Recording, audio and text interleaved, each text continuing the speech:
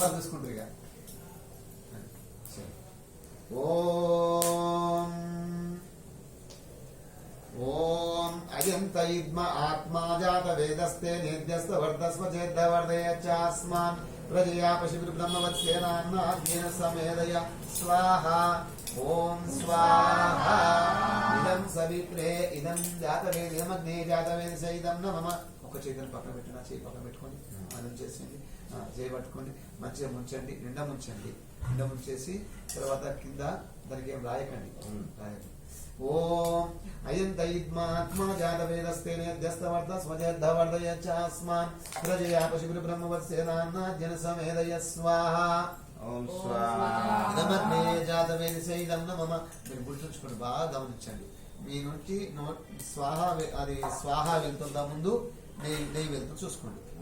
ఆవుతి ముందు వెళ్తుందా, స్వాహ వెళ్తుంది చూసుకోండి. మీకు చిమ్మట ఉందా? చిమ్మట పట్టుకోలేదు. ఇదేనా వేరే లేదా? ఈ రోజు ప్రారంభం కదా మీ ఇంట్లో?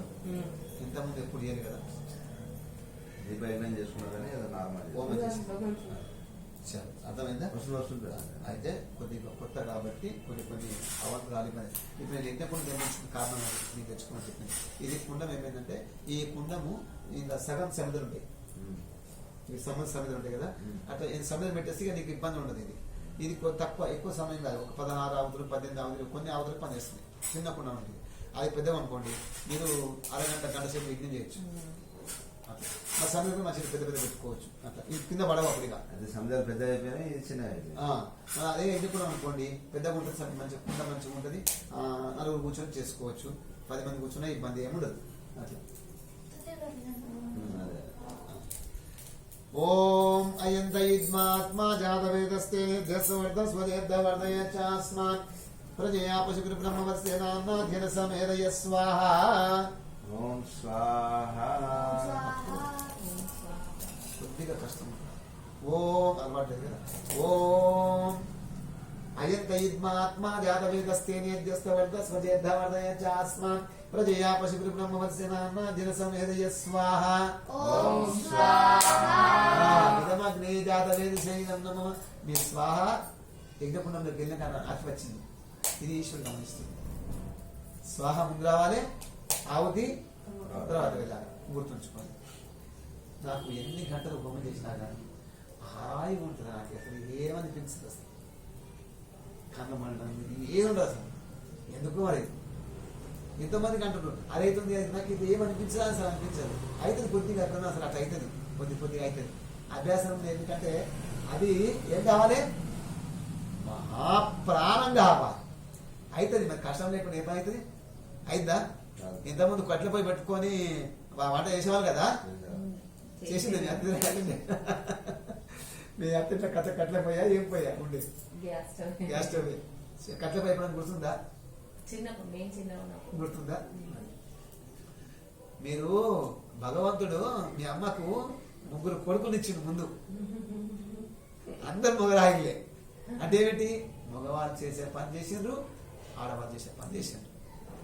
భగవంతుడు ఎంత గొప్ప తెలుసా, చాలా గొప్ప విషయం. మీ అమ్మ మిమ్మల్ని ఎన్నో అవమానాలు పడ్డది, ఎన్నో బాధలు పడ్డరు.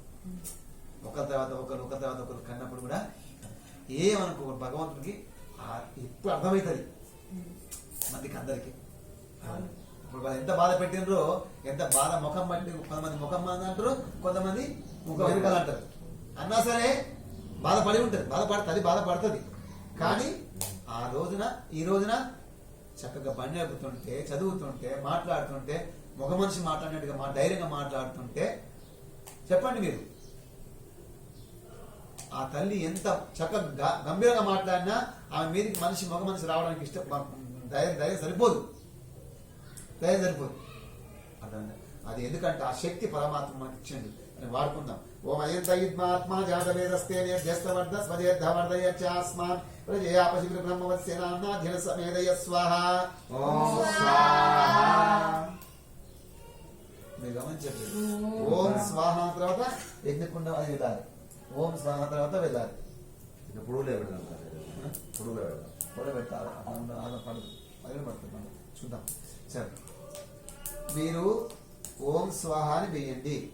ఓం స్వాహ అని వేయండి. వేస్తా ఇంకా ఇప్పుడు వేయాలి. ఓం అయం తైద్మాత్మా జాతవేదస్తే నేభ్యస్తు వర్ధస్వదేర్ధవర్ధయచ్చాస్మాన్ ప్రజయా పశుభిర్ బ్రహ్మవత్సేనాద్య సమేరయ స్వాహ. ఓం స్వాహ. ఇప్పుడు కొద్దిగా వచ్చింది కానీ కొద్దిగా రావాలి. చలో.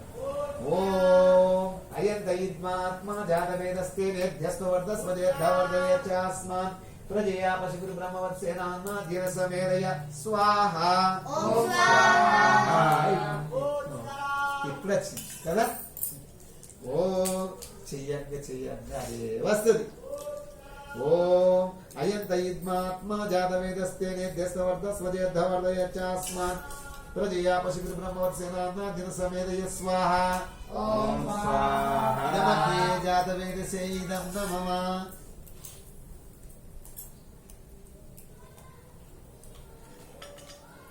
ఓం అదితేర్మన్యస్వ.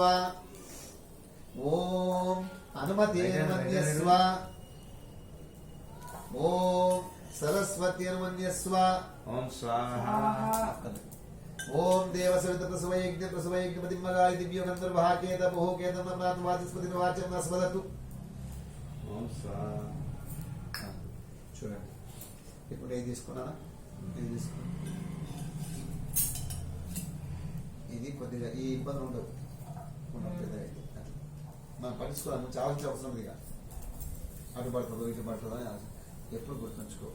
ఏ పని చేసినా కుడి చేతితో చేయి, కుడి చేతితో చేయి.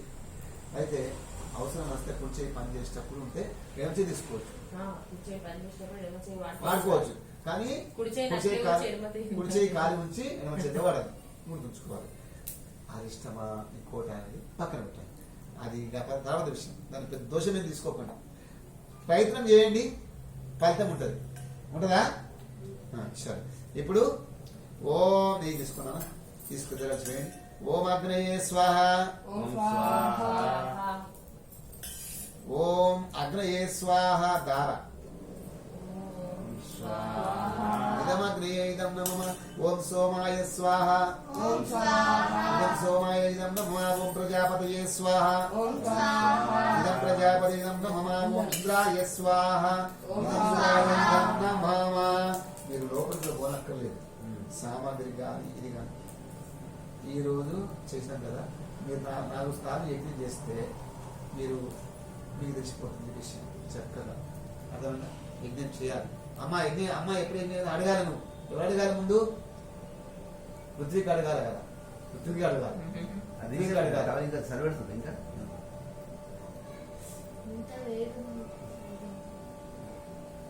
పృథ్వీకు గుర్తుందా? ఎక్కడ ఏమో అడగాలి? మా అమ్మ మా ఇంట్లో ఎప్పుడు హోమం చేద్దామని చెప్పా అడగాలి. అర్థందా? ఈరోజు చేద్దామమ్మా అని అంతే అనాలి. తయారు పెట్టాలి అనిపిస్తుంది. అమ్మ స్నానం చేసే వరకు నేను తయారు పెట్టేస్తామా, అన్ని చక్కగా అన్ని పెట్టేసుకోవచ్చు. ఏమి అన్ని అన్ని పెట్టుకోవచ్చు. లేకపోతే చక్కగా సామాగ్రిని హోమద్రవ్యం అవి పెట్టేసుకోవాలి, చేసేసుకోవాలి. అంతవరకు అర్థమైందా? అది హోమం కూడా ఎప్పుడు ఇంట్లో ఉంటుంది, నెయ్యి ఉంటుంది, సమిధలు ఉంటాయి. యజ్ఞకుండం ఉంది, చేసేందుకు మనిషి ఉన్నారు. ఇంకేం కావాలి? పాయసం ఉంటే పాయసం చేసే సమయం లేకపోతే చేస్తారు. ఇంకా అటుకులు పాలాలు కానీ అటుకులు కానీ కొద్దిగా అందులోనే బెల్లం వేసేసుకొని పాలు పోసేసుకొని పాయసం చేసుకోవచ్చు. బట్టి అటుకులు కొద్దిగా నెయ్యి వేసి ఆవుకి వేయచ్చు. అర్థమైందా? అన్నం వేసి అన్నం లేకపోతే ఇది. అర్థమైందా? సరే, ఇప్పుడు ఓం సూర్యో జ్యోతి సూర్య స్వాహ. ఓం సూర్యోర్వచ్చో జ్యోతిర్వచ్చః స్వాహ. ఓం స్వాహ. ఓం జ్యోతి సూర్యో జ్యోతి స్వాహ. ఓం స్వాహ.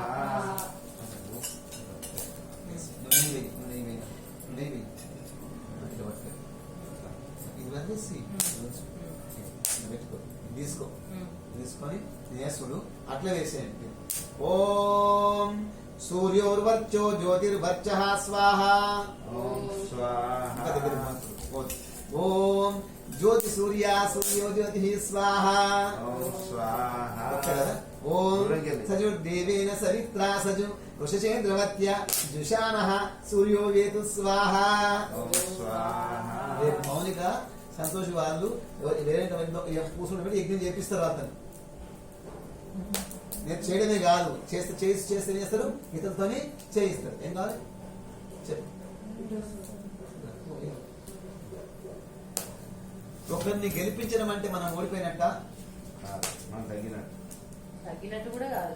తగ్గినట్టు ఎందుకంటే ఇతరులను గెలిపించడం అంటే నేను గెలిచినట్టు లెక్క. మహా గెలిపోవాలి.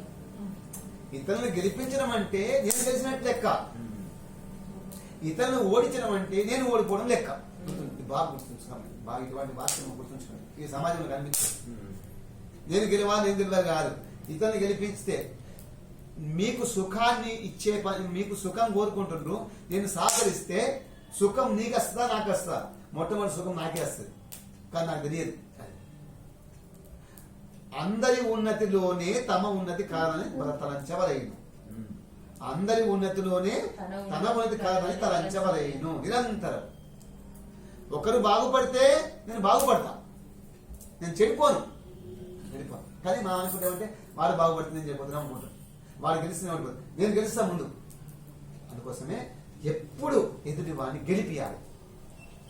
వాడు గెలుస్తానప్పుడు చెయ్యమనాలి అని ప్రోత్సహించాలి. మనకు అవకాశం ఉండాలి. మనకేం నష్టం రాదు. ఎందుకు? మనకేమొస్తుంది? మనకు భగవంతుని దగ్గరికి వెళ్తాం. ఒక్క భగవంతుడు ఉంటే ఎన్ని వస్తాయి, ఎన్ని మెడల్స్ వస్తాయి, ఎన్ని ఆశీర్వాదం వస్తాయి, ఎన్ని వస్తాయి చెప్పండి. అర్థమైందా? శక్తి మనకు వస్తుంది. అర్థమైందా? అది ఇప్పుడు ఇక కారణం అది చెప్పింది. ఇప్పుడు ఆమె గెలిచింది, ఆమె కలిసింది కాదు, ఆమె తృప్తి పడదు కదా, నాకు ఆనందం. కానీ మన మనసులో ఉంటుంది అట్లా ఉండదు. అది రావాలి. అది నేర్పిస్తుంది అగ్నిహోత్రం. అది నేర్పిస్తుంది అగ్నిహోత్రం. అట్లా అది చెప్పండి. ఏమి పడు అది ఉన్నది కాదు.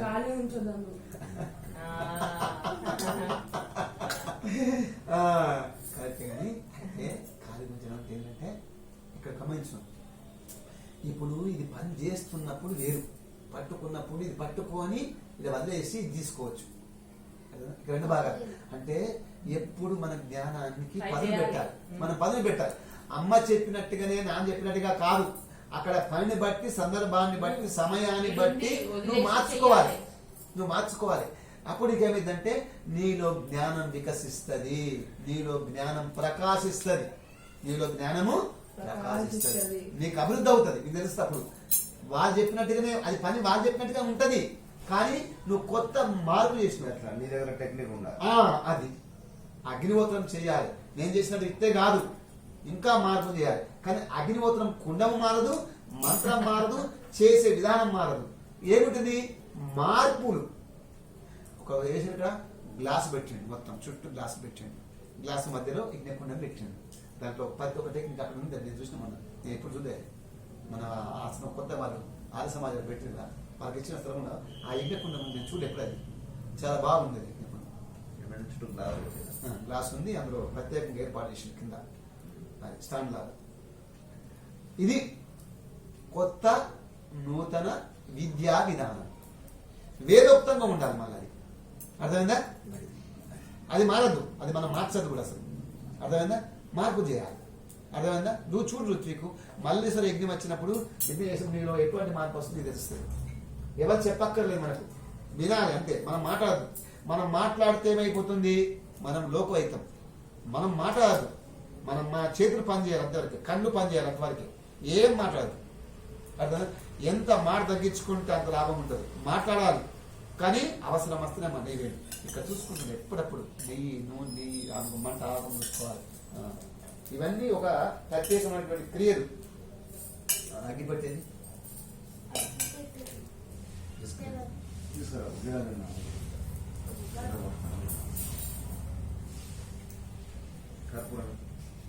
ఏం ఒక్క నెయ్యి వేసినామా?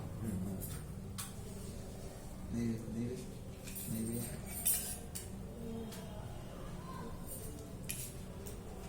మీరు మాట్లాడుతుంటారు. యజ్ఞకుండంలో యజ్ఞ ఆకును చూసుకుంటారు. ఇవన్నీ ఒక ప్రత్యేకమైన క్రియలు. ఇది దీనికోసం నేను ప్రయత్నం చేస్తున్నాను. ఎక్కడ మాట్లాడదు పని అసలు ఎక్కడ ఆగదని, క్రియ ఆగదన్నట్టు, ఎక్కడ ఇబ్బంది లేదు.